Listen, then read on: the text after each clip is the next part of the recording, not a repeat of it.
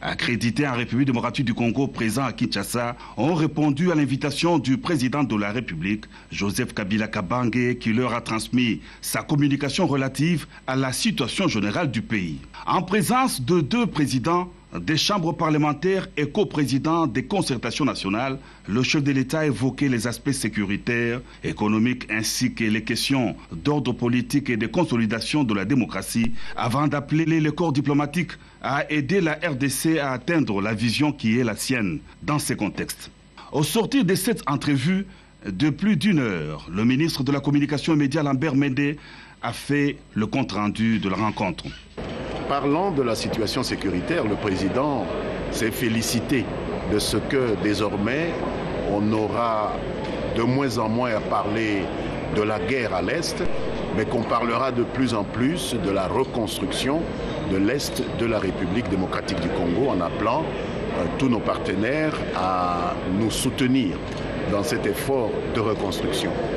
Il a donné un état de la situation du désarmement volontaire d'un des derniers groupes armés, les FDLR, qui est en train de se dérouler de manière satisfaisante. Et il a abordé les questions économiques pour confirmer l'amélioration du cadre macroéconomique dans le pays et le fait que nous nous inscrivons maintenant dans le chemin du développement économique pour lesquels nous avons également besoin de l'apport de tous nos partenaires de la communauté internationale. En ce qui concerne la situation politique, le président de la République s'est félicité de ce que les institutions nationales fonctionnent correctement, sans aucun problème. Il s'est apaisanti sur le fait qu'il n'y a pas de crise politique en République démocratique du Congo, tant il est vrai qu'il n'y a de crise politique que lorsque une institution ou des institutions sont en difficulté de fonctionner, ce qui n'est pas le cas en République démocratique du Congo. Il a indiqué également que nous étions résolument engagés dans la mise en œuvre de toutes les résolutions des concertations nationales qu'il avait convoquées l'année dernière, notamment la mise en œuvre de la loi d'amnistie qui est en cours, la mise en place du gouvernement de cohésion nationale qui est inéluctable, ce n'est pas une promesse, a-t-il dit, c'est une décision qui va absolument être appliquée. Aussi s'est-il indigné de ce qu'on assiste de plus en plus à des initiatives parallèles autour de certaines ambassades, autour de certains de nos partenaires par quelques structures ou acteurs politiques qui, après avoir refusé librement de participer aux concertations nationales, voudraient en fait parallèle ou transformer ces ambassades ou ces partenaires en institutions parallèles. La politique de la RDC, a-t-il dit, ne peut se faire qu'au travers des institutions politiques de la République démocratique du Congo. Il a insisté auprès de nos partenaires que le Congo est un pays souverain, le Congo n'est pas un pays sous tutelle et qu'il est inadmissible pour la République démocratique du Congo que des partenaires qui viennent ici affectés auprès du gouvernement congolais se permettent, sans que le gouvernement congolais ou l'État congolais ne leur ait fait la demande, de s'immiscer dans des questions politiques qui sont des questions de souveraineté relevant exclusivement des institutions politiques de la République démocratique du Congo. Il a parlé d'un phénomène plus ou moins criminel qui se déroule maintenant dans certains pays à l'extérieur. Il a parlé de quelques pays européens, notamment la France, la Belgique, la Grande-Bretagne, d'un pays américain, les États-Unis, peut-être aussi le Canada. Le phénomène dit combattant, où des jeunes personnes d'origine congolaise, souvent avec la nationalité de ces pays-là, se permettent de développer une idéologie xénophobe. Une idéologie dangereuse, pas pour les individus que nous sommes, nous, animateurs d'institutions congolaises, mais dangereuse pour la sécurité de la République démocratique du Congo, dangereuse pour la paix dans notre pays, des idéologies qui tendent notamment à exclure du tissu national certains groupes communautaires, certains groupes ethniques. La RDC qui a combattu armes à la main des groupes qui professent de telles idéologies, notamment à l'est du pays, s'étonnent. Les partenaires de la RDC, on puisse se montrer tolérant vis-à-vis d'idéologies extrémistes. Et donc il a demandé que nos partenaires fassent le choix désormais entre ces groupes criminels et coopérer avec la République démocratique du Congo. C'est donc un message extrêmement fort qui a été livré par le président de la République à nos partenaires, auquel il a renouvelé cependant la disponibilité de la République démocratique du Congo à poursuivre une coopération mutuellement avantageuse entre nos États avec eux. Et il a rappelé enfin qu'il ne s'agit pas seulement d'amitié. Les relations entre États sont fondées bien sûr sur l'amitié, mais il s'agit d'abord des intérêts nationaux et le président de la République, avec toutes les institutions qui l'entouraient, sont d'abord au service des intérêts nationaux de la RDC. Au centre de préoccupation, la situation des Congolais de la RDC refoulés de Brazzaville a fait également l'objet de la communication du chef de l'État au corps diplomatique. Il a analysé cette question qui préoccupe le président, qui préoccupe l'ensemble des institutions et a annoncé qu'après tous les efforts qui ont été consentis par lui dans les contacts avec nos frères du Congo-Brazzaville, une commission mixte va démarrer ses travaux à Kinshasa. Nous attendons nos homologues du Congo-Brazzaville qui vont arriver lundi et il a exprimé l'espoir que de cette réunion sortira une conclusion heureuse parce que pour lui, il est inadmissible que ces expulsions aient été faites avec tant de violence, aient été faites dans un esprit qui n'est pas conforme aux relations de bon voisinage qui devraient exister entre le Congo-Brazzaville et le Congo-Kinshasa. Il ressort de cette communication un communiqué officiel important que nous livre notre confrère Guillaume Koukoumamengi Pandji. Président de la République, chef de l'État, Son Excellence M. Joseph Kabila Kabange a reçu ce samedi 31 mai 2014 au Palais de la Nation tous les ambassadeurs ainsi que le représentant spécial du secrétaire général des Nations Unies accrédité en République démocratique du Congo. On prit part à cette audience. Premièrement, le président de l'Assemblée nationale, l'honorable Aubin Minakou Zalanzoku, le président du Sénat, l'honorable Kengo Ouadondo, le ministre des Affaires étrangères, coopération internationale et francophonie, son Excellence Raymond Tshibanda Ntunga Mulongo, le ministre de l'Intérieur, Sécurité, Décentralisation et Affaires coutumières, son Excellence Richard Mouyez Manguez Mans, le ministre des Médias, chargé des relations avec le Parlement et de l'initiation à la nouvelle citoyenneté, son Excellence la mère Mende Omalanga, le directeur de cabinet du président de la République, M. Gustave Beyassip.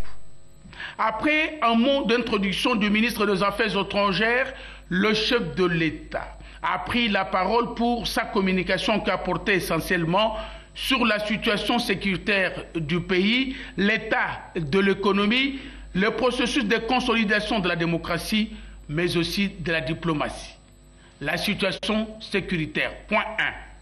1. Abordant la situation sécuritaire du pays, le président de la République, Joseph Kabila Kabange, s'est félicité de la victoire militaire de novembre 2013 sous les forces négatives du M23 qui avait repris en 2012 le flambeau de la déstabilisation de l'Est de la République démocratique du Congo. Il a signalé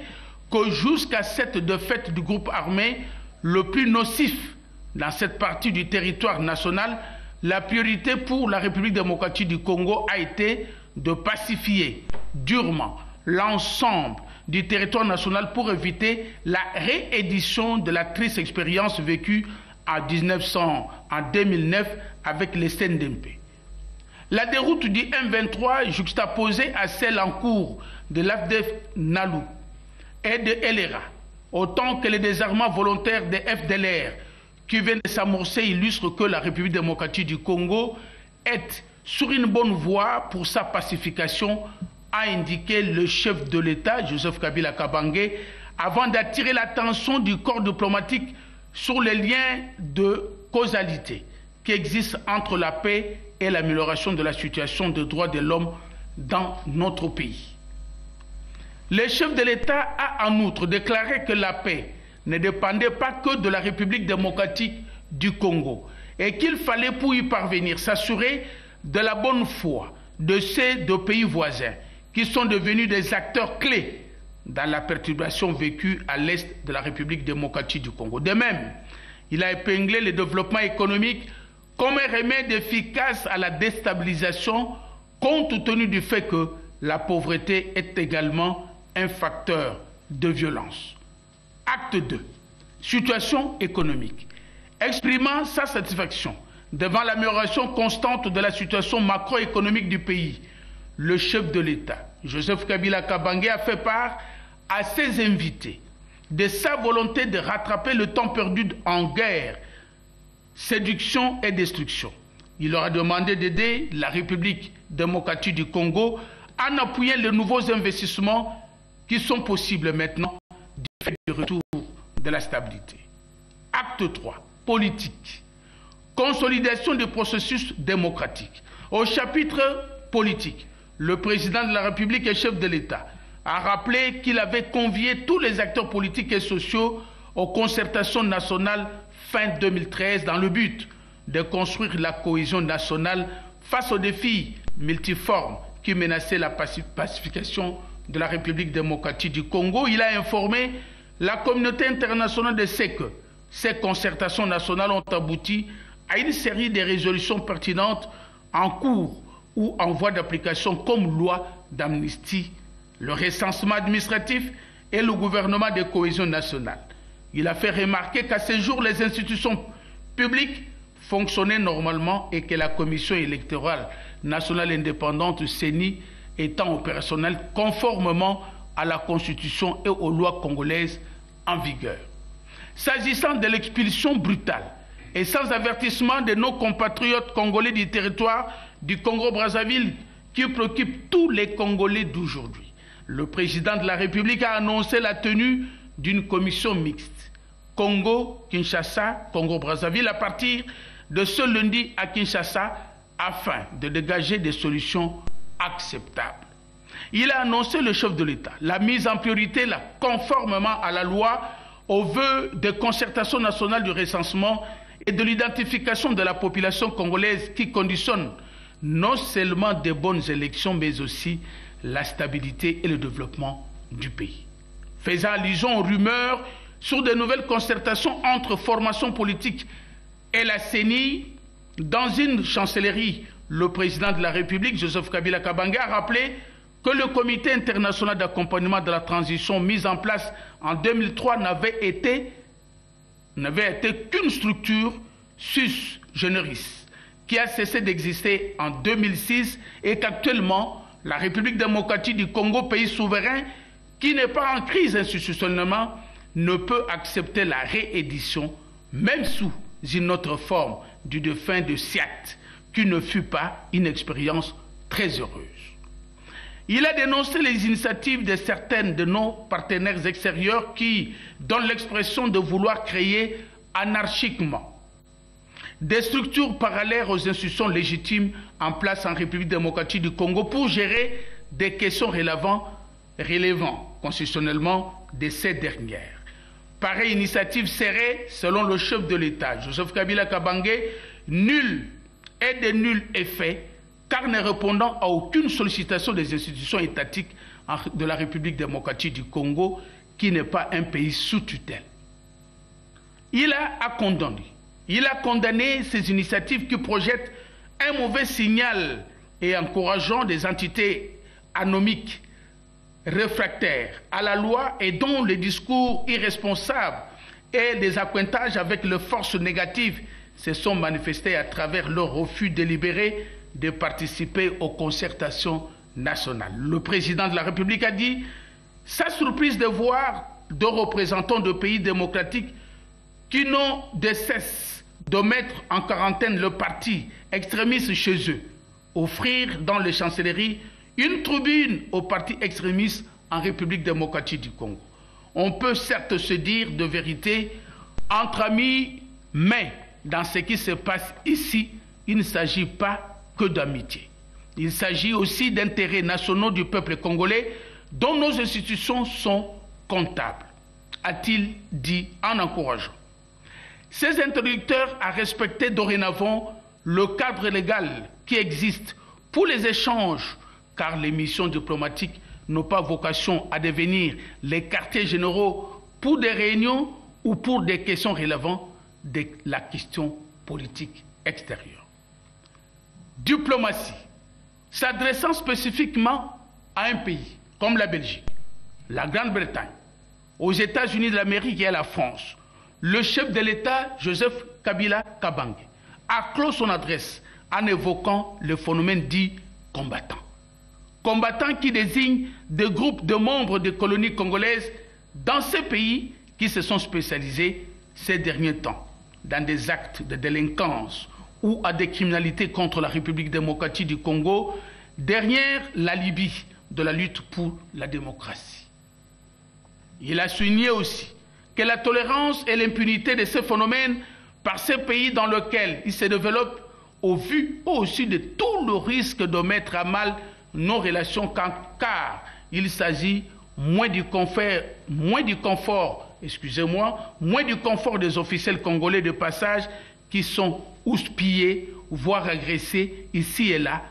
que l'idéologie de la haine ethnique que les bandes véhiculent ouvertement et impunément à Londres, à Paris, à Bruxelles et à New York,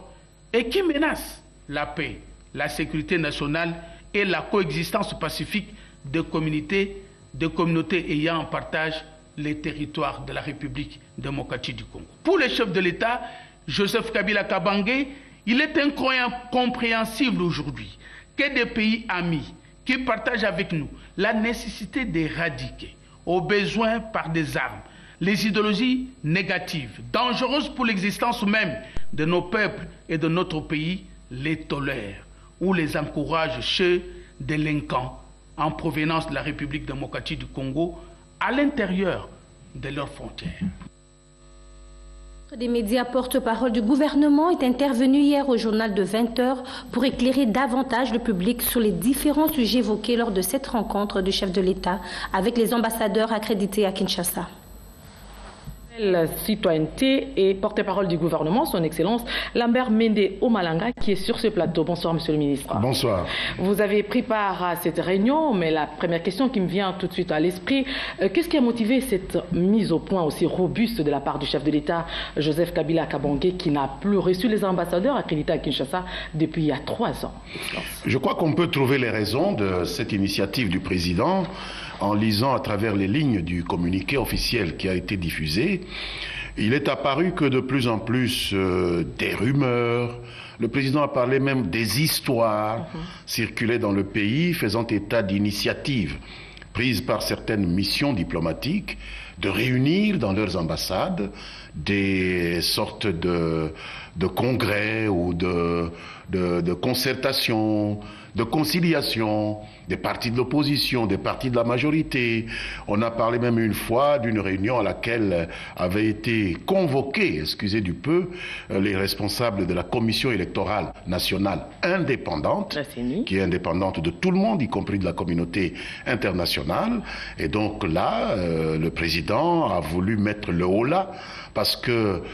ni dans la Convention de Vienne, ni dans les us et coutumes internationales, il est prévu qu'une ambassade devienne le lieu où se déroulent des discussions sur des matières relevant de la politique intérieure, qui sont des matières de souveraineté, des matières domestiques. Et donc, il fallait que le président, en sa qualité de garant du bon fonctionnement des institutions, rappelle nos partenaires à l'ordre de ne pas outrepasser les limites du mandat qui est le leur et de laisser la politique intérieure aux Congolais, parce que tel est le vœu de la Constitution. Alors, Monsieur le ministre, nous lisons dans le communiqué que le chef de l'État, Joseph Kabila Kabange, s'est appesanti sur la problématique des combattants. Cette problématique des combattants préoccupe le président de la République et même toutes nos institutions, parce qu'il s'agit d'une confusion entre une valeur que nous chérissons tous, la liberté de choisir, la démocratie, et des antivaleurs que sont la violence, la violation des libertés d'autrui, la violation de l'intégrité physique, même de personnes. Combien d'officiels congolais, combien de musiciens, même des journalistes n'ont-ils pas été bousculés, agressés? On a même parlé de mort d'homme déjà dans certaines de ces communautés. Eh bien, les choses ne peuvent pas continuer sous cet angle-là, parce que le problème, ce n'est pas que la criminalité disparaisse dans une communauté. Non, le problème, c'est la tolérance, c'est la bienveillance que manifestent les gouvernements de ces pays qui ont été cités nommément par le président à l'égard de cette criminalité, une bienveillance dont eux-mêmes ne font jamais montre vis-à-vis des criminels qui opèrent chez eux contre leurs citoyens. Donc c'est quelque chose que nous estimons qui doit absolument se terminer. On ne peut pas faire semblant de coopérer avec un État tout en travaillant à sa destruction, puisque c'est moins la sécurité des gens que nous recherchons que la sécurité de notre État. Lorsqu'on encourage des jeunes gens congolais simplement pour avoir des papiers à émettre des messages qui opposent les communautés ethniques congolaises les unes aux autres, lorsqu'on encourage des gens à demander qu'on puisse lyncher telle personne parce qu'il viendrait de telle communauté, je pense que nous ne sommes plus dans le domaine des droits de l'homme. Nous sommes dans le domaine de la criminalité contre l'humanité. Or, on ne sévit pas et le président a décidé en tout cas